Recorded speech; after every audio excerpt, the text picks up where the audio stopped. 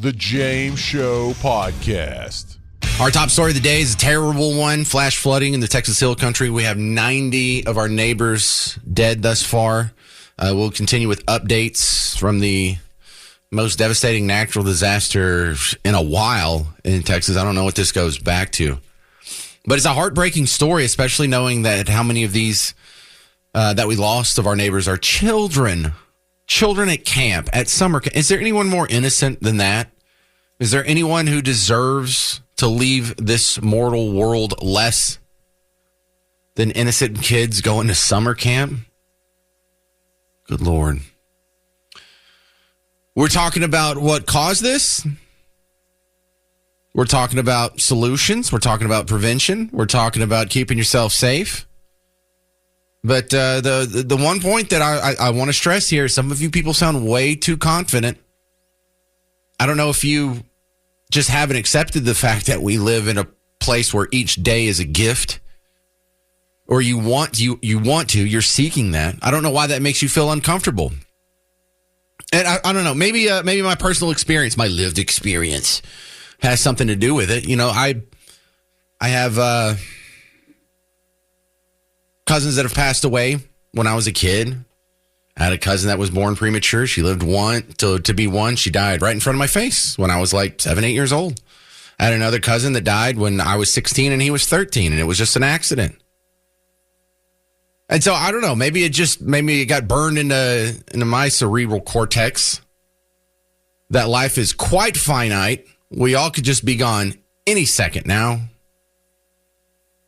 I don't know. It's sad to remind yourself that you're not safe ever. You're never 100% safe. This is one of the mindsets that caused the COVID panic. The idea that, oh my God, it's the craziest disease you've ever seen. We have to shut down schools and your job and your church and your funerals and your concerts and your restaurants, so you could be safe from a disease that was 99.7% survivable for your age group, even higher for kids.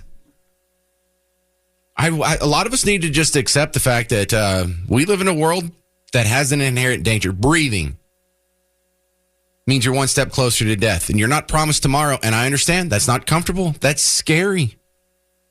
But you need to let go of that.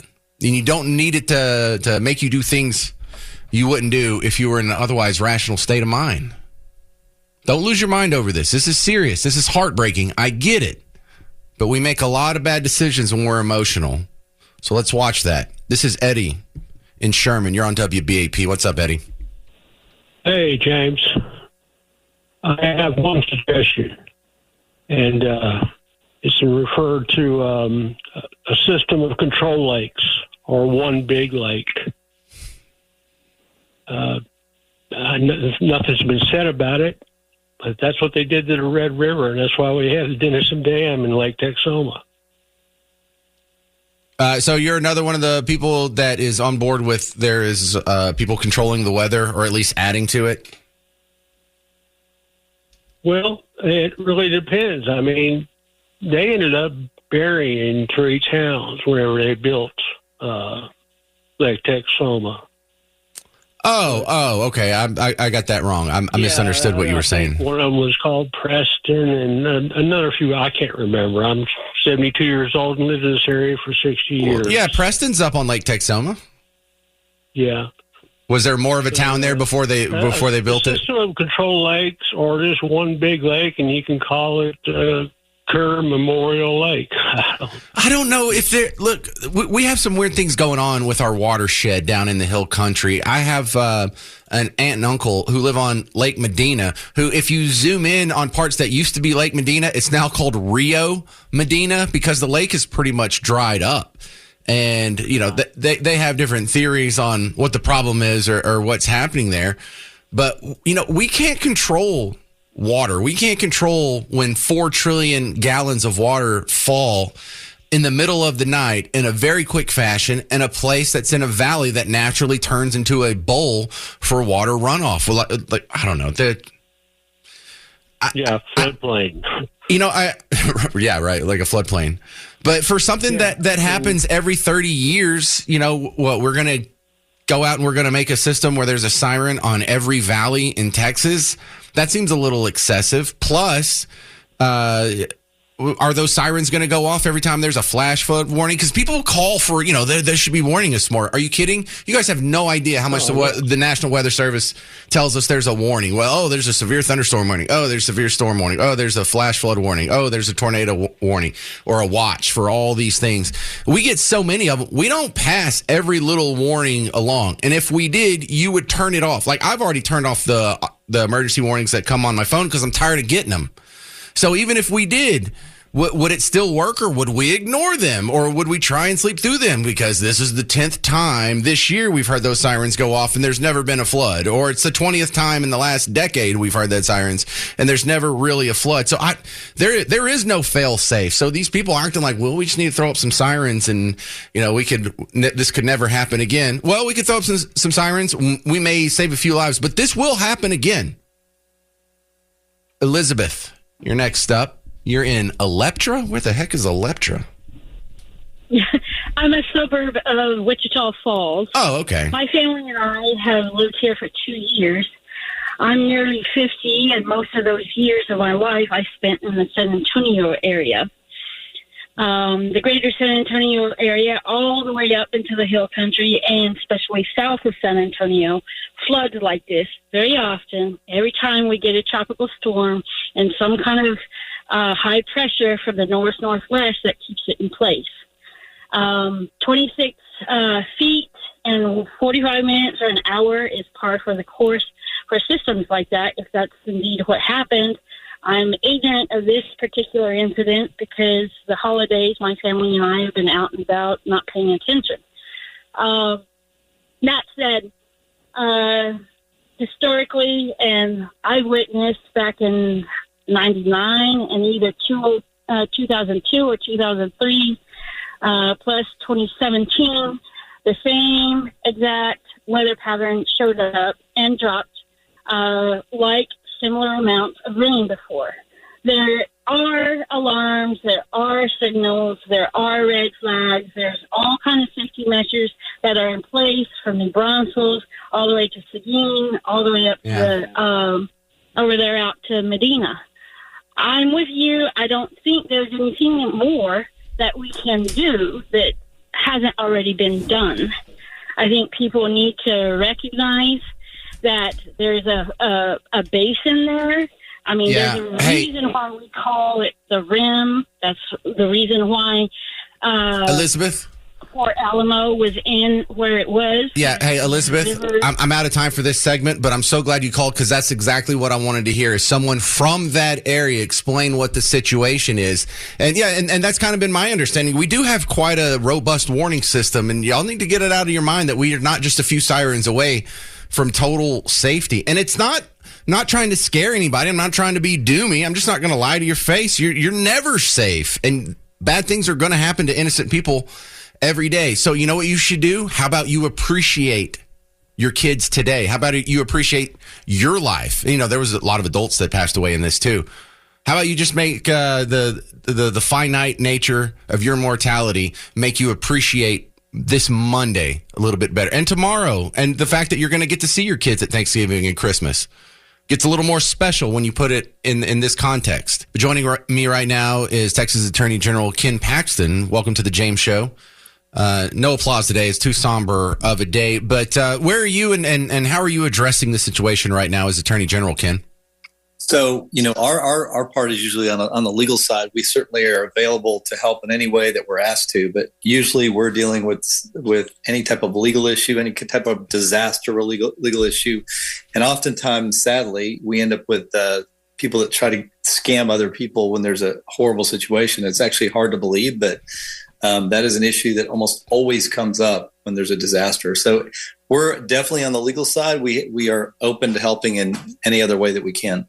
Oh, man, we needed that. That hasn't even come up. We've been talking about this for an hour and a half, and I haven't even talked about some of the scammers and the people that take advantage of vulnerable people after a natural disaster.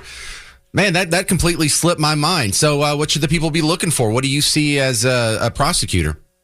So you'll remember after the hurricanes, we had all kinds of different scams. We had people overcharging for water and other products. But this time we're seeing, and we believe a lot of it's foreign, which makes it challenging, where these victims' families are receiving emails saying, we can help you find your kid. And if you'll just pay this amount of money, of course, it's all a big scam. And it's pretty sick. But that's the type of thing we're already seeing. I had not heard of that either. Is that new, or am I just naive?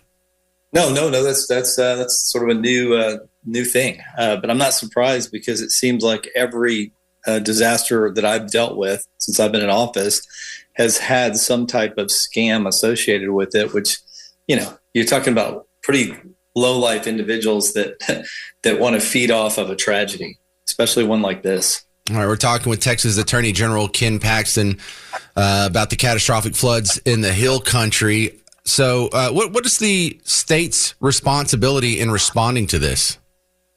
Well, I think one is to get as many people down there, law enforcement, first responders, and then, of course, qualified volunteers, because you're talking about a pretty risky job combing this area. You've got all kinds of debris that you can get hurt on. You've got, water moccasins, and you've got a lot of issues to deal with. So they don't want just anybody down there. I think volunteers, although they're appreciated, it's people that, can take the risk and that are trained to do it, that are being pulled into this project of searching for people. So in your legal background, do you see this and just see a whole bunch of, as soon as, the recoveries happen, do you expect a bunch of lawsuits to be flying? I don't know. I mean, unfortunately, that is not uncommon, especially if, you're talking about people that should have taken certain precautions. But on the other hand, this is a natural disaster. It's not something that was expected. You don't typically expect a wall of water to come down a river. And, these camps, this isn't something they've had to deal with, not to this level ever. So, it's unfortunate. I don't know if there's legal liability here, but I do know the state, the governor, the legislature will definitely be taking a look at, is there anything the state can do to deal with some of these floods in the future? Yeah, and I think we've all seen some of the scams that happen with people raising money or GoFundMe accounts or GiveSendGo accounts, or, we're going to take some supplies down to the disaster area and they're just taking the money here. But I had not heard the people saying, hey, if you want to find your kid, send me some money and I'll help you. That some people are just sick, Ken. There's no other way to describe it. I mean, people have lost their children and their nieces and nephews and their grandchildren, and to play on that is, I don't know, there's no other way to describe it. It's just sick. All right. Well, if you catch anyone doing that, lock them up, throw away the key, and make Texas a better place for it. Ken Paxton, I know you got to get back to work. Thank you, sir. Thank you. Have a great day. All right, that's your Attorney General, Ken Paxton, on the James Show. Terrible story all the way around. We're talking about what happened. We're talking about, can it be fixed? Can it be minimized? Can we do anything? Can we do nothing? 800-288-9227. Don't worry, we'll get to some of the media reaction here, but I don't know. We have a lot of good calls. I still have some updates coming in that I'm expecting before the end of the show. We might just talk about the whole political reaction to this tomorrow. Just let's give it a day off and not talk about whose fault it is or whatever from a political angle. But from a non-political angle, I got a message here. I'm live streaming on X right now as WBAP. So if you want to go see and judge me on my appearance, whatever. Some person named Marquis responded that we are not hearing from Mystic Camp family owners except the usual, our prayers are with everyone, etc. Is why there was not an evacuation plan in place. Example below is not an evacuation plan. 750 children at this camp, and this was the best they could do. Where was SO and EM on this? I don't really know what that means. But there was a screenshot of a story where one of the counselors was explaining the situation, how 1:30 in the morning, rain started coming through the dorm room. She woke the girls up and tried to keep them in good spirits, tried to get them into RVs and whatnot, and it just didn't turn out good for some of these kids. The response to this by Sonia was kind of perfect, though. Sonia, responding to this on X, said, "Please stop. It was an extraordinary event in the middle of the night. No one could plan for that." Just shut up. But then Marquis comes back and posts like the evacuation plan and word of mouth and making fun of it and whatnot. Can we just stop? Sometimes it's nobody's fault. Sometimes you just have to accept we live in a world where good people die for no reason. Innocent people are taken from us for no good reason that could be prevented. And I understand the desire to have some system in place that could ultimately keep us safe because you want to feel safe. Well, there's a limit to how safe you should feel living on planet Earth. And it's not 100%. That's for damn sure. 800-288-9227. This is Shirley in Alliance. You're on WBAP. Hi. Yeah, I'm with Sonia on that one. I just can't believe it. But anyway, one of the things I don't hear anyone talking about is the fact that, my family's all in aviation for like 50 years, right? Lots of things. Anyway, certainly they talk about weather a lot. And one of the things that they told me 40 years ago was interesting. I thought, no, really, but that makes sense. They said that the weather patterns that we deal with today, they are not organic. And the reason they're not organic is because we have thousands of lakes in the United States alone that we built that did not used to be there. And we have dammed things up so that we can irrigate. We've done all these things. They do it all over the world. And so these natural patterns that would have been there, they're not really there. Okay, so what we're dealing with isn't nearly as simplistic as a lot of people might put it down to. To go back and say 100 years ago, patterns were like this. Well, you can't even use those statistics and come out with a reality because we have changed the reality of where the water goes and where the wind patterns go. So I think people like to believe it's a United States issue, but you need to ask yourself, how do you think those Chinese balloons got here in the United States? Well, the weather doesn't stop at the border, does it? So, you know what I'm saying? This is a worldwide issue. I thought you were, listen, Shirley, I thought you were going to go down, well, they've been cloud seeding in chemtrails. We had that in the last hour. But no, you brought up something that I don't think I've seen anyone else bring up, so that's kind of cool. I just know. Realistic, it's just the real weather patterns that we have. Do we have augmented some things? And and I'm saying that. And that's what we're right. That's an interesting take because we only have one natural lake in Texas, Caddo Lake. Yeah. Right, that's right. Yeah, right. And the rest of them, you're right. Whether it's Tawakoni or Louisville, or lifetime when I remembered that story that they had been telling me those years, I thought, and then these dams broke, 20 years ago, and people who used to live on pig farms live on lakes now, right? I realized, oh wow, that is true. That we changed all the water where it goes, and so we get less predictable patterns of weather. You know what? I don't know if making like 1 or 2% of our surface area be standing water really pumps up the rain enough to say that, part of this is even our fault or man-made. I bet you we had torrential flooding 200 years ago. I bet you the Indians and the dinosaurs were dealing with it. We did. Yeah, we always did, but it's just a very complicated issue. And I think people they're pointing the fingers and whatever. It's just a little simplistic. When I hear the explanations, I go, that's way too simple. It's complicated. And some of it does come down to, if you've ever been caught in a hard water situation, which I have, in a river, under a waterfall, you will understand that you don't control anything, okay, at that point. So, if you've been swept away once, you won't ever forget it. Yep. All right. Hey, Shirley from Alliance, great call. Thank you very much. You brought up something no one else has. And even though we've been talking about this for an hour and a half, there's a lot more to say, apparently. Imagine just talking about this for 3 hours. I'm going to be so sad by the time the show's over, but it's just something you got to go through, something you got to just bug up and go through. We live in a fallen world. Tragedies happen. Innocent people, even children, are taken from us with no justification, no reason, and no one really to blame. I think that's one of the reasons I hear so much turmoil over here on the phones. Is it's hard to admit that sometimes there is no one to blame. Sometimes you could do everything right, and bad things still happen to you. But stick with the show. You're going to hear some comments from Donald Trump yesterday when he was on the tarmac. We have another good guest coming up in the 4 o'clock hour. He does talk radio down in New Orleans, but lives over closer to the area of the flood, just a few blocks away. And so just stick with me. Got a lot of great show left. This is Jerry in Heath. You're on WBAP. Hey, I just want to tell you, I've been running the camp for 40 years, and it's a big responsibility. And I think all this guessing about whose fault it is and all that, it's just nothing but guesswork until we hear from that camp and what sort of safety procedures that they have in place and what sort of warnings they have. They don't need sirens, and I mean that would be nice, but you have weather radios.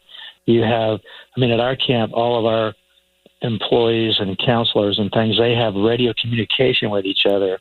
We have at night when it's dark and things are quiet, we have a sheriff there when the sun goes down until the sun comes up that is watching everything from people coming in. I mean, you can imagine anything could happen at night, and you need someone there. I mean, until there's so many steps that you can take. But that being said, 20-something feet of water in a few minutes, I mean, that would have to be the best evacuation plan for 700 kids.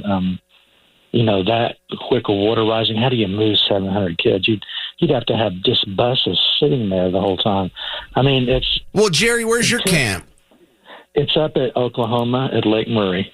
Okay, so you're actually on a waterfront like most camps. We're on the waterfront, but we don't have that flood. Our thing would be more tornadoes and that, or just someone coming in there, you know, that shouldn't be there.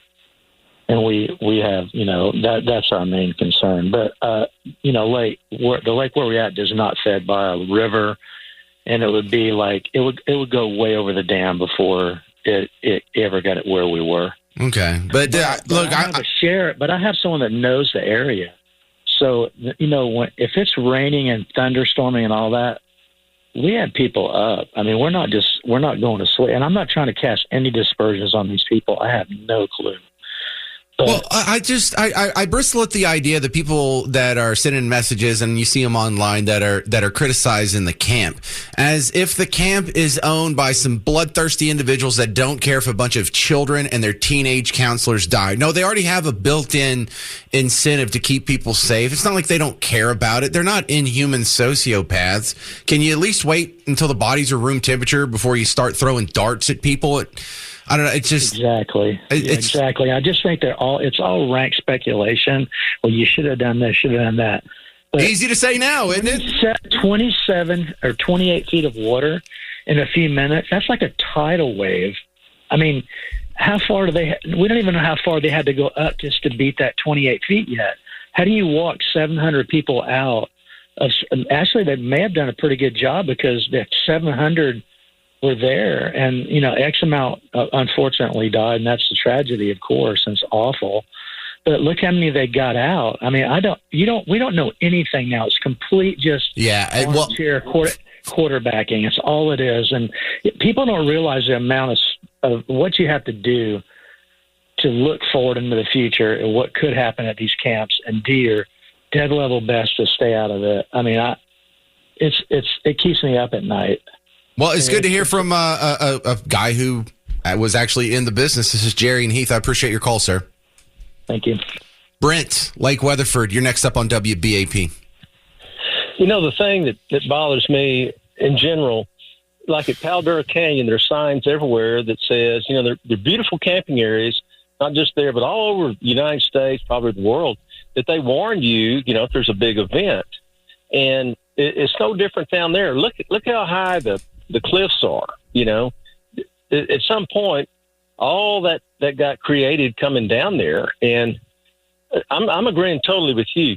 There's no way this wasn't a 100-year flood like the president said. This is a 500-year flood.